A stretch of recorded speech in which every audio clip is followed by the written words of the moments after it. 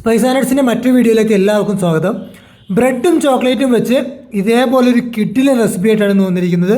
വളരെ സിമ്പിളാണ്, അതേസമയം വളരെ ടേസ്റ്റിയാണ്. കുറഞ്ഞ ഇൻഗ്രീഡിയൻസ് വെച്ചിട്ട് ഈ ഒരു അടിപൊളി ഡെസേർട്ട് എങ്ങനെ ഉണ്ടാക്കുന്നത് നോക്കിയാലോ. അതിനു വേണ്ടി 6 ബ്രെഡിൻ്റെ സ്ലൈസസ് ഇതേപോലെ ചെറിയ പീസായിട്ട് ചോപ്പ് ചെയ്തെടുത്തിട്ടുണ്ട്.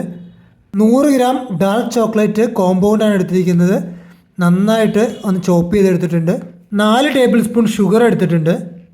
3/4 cup fresh cream, 1/4 cup milk, 1/2 cup condensed milk, garnish ചെയ്യാനായിട്ട് കുറച്ച് നട്ട്സ് ഒന്ന് നന്നായിട്ട് ചോപ്പ് ചെയ്തെടുത്തിട്ടുണ്ട്. 2 table spoon butter, 1/2 teaspoon vanilla essence. നമുക്ക് വേണ്ട സാധനങ്ങളെല്ലാം എടുത്തു വെച്ചിട്ടുണ്ട്. ആദ്യം തന്നെ നമുക്ക് ബ്രെഡ് ഒന്ന് ടോസ്റ്റ് ചെയ്തെടുക്കാം.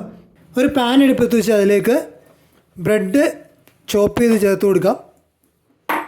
ഇനി ബ്രെഡ് ഒന്ന് നന്നായിട്ട് റോസ്റ്റായി വരുന്നത് വരെ, ചെറുതായിട്ടൊന്ന് കളർ മാറുന്നത് വരെ ഒന്ന് ഫ്രൈ ചെയ്തെടുക്കാം.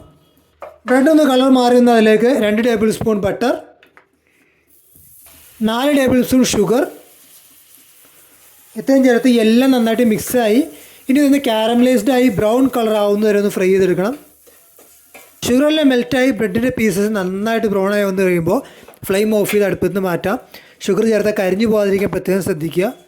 ഇനി ഒരു ഡെസേർട്ട് ബോൾ എടുത്ത് അതിലേക്ക് നമ്മൾ ഫ്രൈ ചെയ്ത് വെച്ച് മാറ്റിയ ബ്രെഡിൻ്റെ പീസസ് ചേർത്ത് കൊടുക്കാം.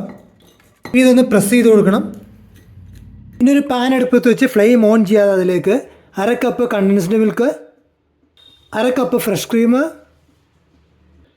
1/4 cup milk, 1/2 teaspoon vanilla essence ഇത്രയും ചേർത്ത് നന്നായിട്ട് ആദ്യം ഒന്ന് ഇളക്കി യോജിപ്പിക്കുക.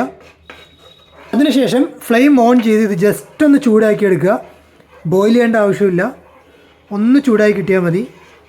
ഇത് നന്നായിട്ട് ചൂടായി കഴിഞ്ഞാൽ തിളയ്ക്കുന്നതിന് മുന്നേ ഫ്ലെയിം ഓഫ് ചെയ്ത് ഇതും അടുപ്പത്ത് നിന്ന് മാറ്റാം. തയ്യാറാക്കിയ മിക്സർ പതിയെ ഈ ബോളിലേക്ക് ഒഴിച്ചു കൊടുക്കാം. ഇനി ഒരു 5 മിനിറ്റ് ഇത് നന്നായിട്ട് സോക്കാവുന്നവരെ ഒന്ന് വെയിറ്റ് ചെയ്യാം. ഒരു തരം കൂടി പാൻ അടുപ്പത്ത് വയ്ക്കുക. അതിലേക്ക് ബാക്കിയുള്ള 1/4 കപ്പ് ഫ്രഷ് ക്രീം ചേർത്ത് കൊടുക്കാം.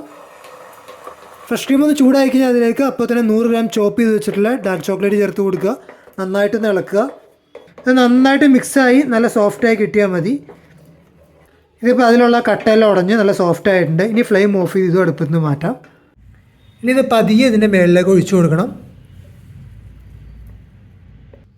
ഇത് പതിയെ സ്പ്രെഡ് ചെയ്തിട്ട് കൊടുക്കുക എല്ലായിടത്തേക്കും. അതിൻ്റെ മുകളിലേക്ക് ചൂടോടെ തന്നെ കുറച്ച് നട്ട്സ് കൂടി ഇട്ട് കൊടുക്കുന്നുണ്ട്. ഇനി ഇത് ഏറ്റവും കുറഞ്ഞ അരമണിക്കൂറെങ്കിലും ഫ്രിഡ്ജിൽ വെച്ചൊന്ന് തണുപ്പിച്ചെടുക്കണം. നമ്മളുണ്ടാക്കിയ ഐറ്റം ഇവിടെ റെഡി ആയിട്ടുണ്ട്. ഇനി ഇത് ഇങ്ങനെ തന്നെ അല്ലെങ്കിൽ കട്ട് ചെയ്തിട്ട് ചെറിയ പീസായിട്ട് നിങ്ങൾക്ക് സെർവ് ചെയ്യാം. വീഡിയോ നിങ്ങൾക്കെല്ലാവർക്കും ഇഷ്ടമായെന്ന് കരുതുന്നു. ഇഷ്ടമായെങ്കിൽ സുഹൃത്തുക്കൾക്കും കുടുംബക്കാർക്കും അയച്ചു കൊടുക്കുക. ഇതുപോലെ ഡിഫറൻ്റ് ആയിട്ടുള്ള റെസിപ്പിയുമായിട്ട് അടുത്ത ആഴ്ച വരുന്നതിലേക്കും എല്ലാവർക്കും ബൈ.